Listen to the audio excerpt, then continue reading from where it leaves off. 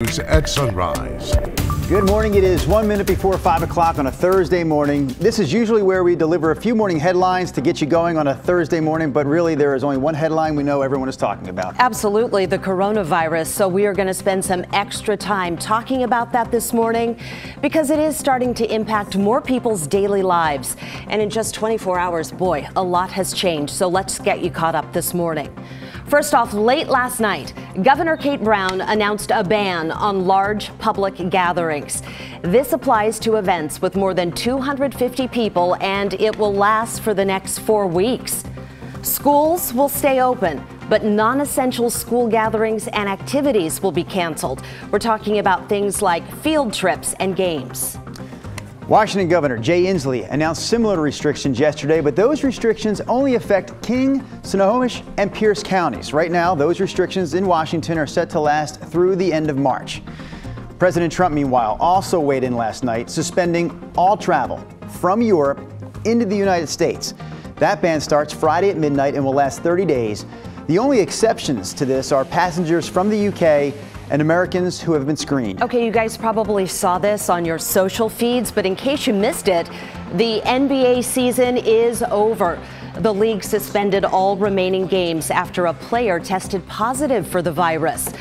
Well, clearly, there is a whole lot to share with you this morning. And as always, we're going to focus on getting you the information that affects you and your kids and your workplace, your community, so that you can make informed decisions as we learn more about this outbreak. Right now, though, we will take a short break from all of this news to get to something on the show that we do look forward to every day, the forecast from Rodney Hill. Rod, it's your turn, my friend. Hi, good morning, everybody. The difference this morning is we're back to the clear skies, which means we're back to that early morning chill. But this will be a beautiful sunny Thursday coming. 35 out at the airport right now. A lot of you are stepping outdoors. If you have to park your car outside, you're going to have to scrape off some frost. You'll need the big coat if you're going to be standing out the MAX platforms. Heading out to school, the kids will be bundled up about 34 degrees on average in the city at 8 o'clock. But the warm-up will come, 48 at lunchtime, and a pleasant 56 degrees with a light north wind when the kids get out of school. We'll tackle the big changes that start tomorrow. That's the rain and the cold and the low snow levels. That's coming up. Okay, we'll see you then. Thank you, Rod. Now back to our top story, the coronavirus. It is officially a pandemic. The World Health Organization made that announcement yesterday. The label really has nothing to do with how serious the illness is. It just means a disease is spreading from person to person and around the world. Now, we've been using this map from Johns Hopkins University to track the cases. It does highlight, if we can bring it up, the hardest hit areas. But I can also tell you right now, China and Italy have the most cases. There are 1,300 people here in the U.S. who are affected. Locally, Oregon announced 4 new cases, bringing the total here to 21. We know that 2 of the people who are sick are men in their 80s who live at the Edward C. Allworth Oregon Veterans Home in Lebanon. The situation is still much worse up in Washington. King County reported 4 new deaths, bringing the total number there to 29. As we mentioned just a few minutes ago at the top of the hour, all those new developments led Governor Kate Brown to put new rules in place in an effort to slow down the spread of the virus. Morgan Romero is with us in the studio this morning to talk more about that. Good morning, Drew. Well, we didn't expect to hear from the governor until this morning, but she made the announcement late last night. The most notable of that, a ban on all gatherings in the state over 250 people for the next 4 weeks. So that means an event in a place where it's not possible to stay at least 3 feet away from someone else. We got word last night organizers called off Kel's Irish Festival in downtown Portland this weekend. It was supposed to start tomorrow. School, though, is still on, but the governor said all non-essential school gatherings and activities should be canceled, like field trips and competitions. The state's largest districts, including Portland Public Schools, Hillsborough, Beaverton, and Salem-Keizer, are following this guidance. PPS said in a statement last night, for the next month, it's suspending events that bring big groups together to minimize the possible spread of the virus. But it did make clear, so far, there is not a confirmed case in the district. Governor Brown's office says these moves are based on recommendations from public health experts. And then as for workplaces for us adults, the governor recommends offices around the state limit in-person meetings, travel, and stagger work schedules. The state put out guidelines to long-term care facilities to try to prevent the spread to Oregonians who are most vulnerable. That's our older adults. Governor Brown will talk more about the new policies at a press conference this morning at 9 a.m. We will, of course, live stream it online and on our KGW News app. We should mention, too, a big event a lot of people are looking forward to this weekend. The Shamrock Run. That's right. Yeah, supposed to happen on Sunday. We are still waiting for official notice on whether that's still going on. Right. I checked their website. It said it was, but of course things develop as the governor made that announcement. So I have reached out to organizers, and we'll get back to you guys as soon as I know. It's hard to imagine that event not being impacted because we're not talking about thousands of people downtown for that. We're talking about tens of thousands of people. This would be, if it still goes on, the 42nd running of the Shamrock Run. So we're going to have more on the history of this event. We were going to do this anyway today. So we'll have more on the history of the Shamrock Run coming up next hour. And as Morgan mentioned, we'll update you on the status of that run as soon as we get new word. All right, we are going to move on to another headline. Impact from the coronavirus felt at the University of Oregon, Oregon State, and Portland State University. All three schools right now making plans to teach spring term classes remotely, at least for the first few weeks of the spring term. Both Oregon and Oregon State have also canceled gatherings with more than 50 people. And starting next week, St. Mary's Academy here in downtown Portland is moving its classes online. The week after that is St. Mary's spring break. So during these 2 weeks, the campus will be closed and deep cleaned. Once spring break is over, the school will decide whether to continue classes online or reopen as normal.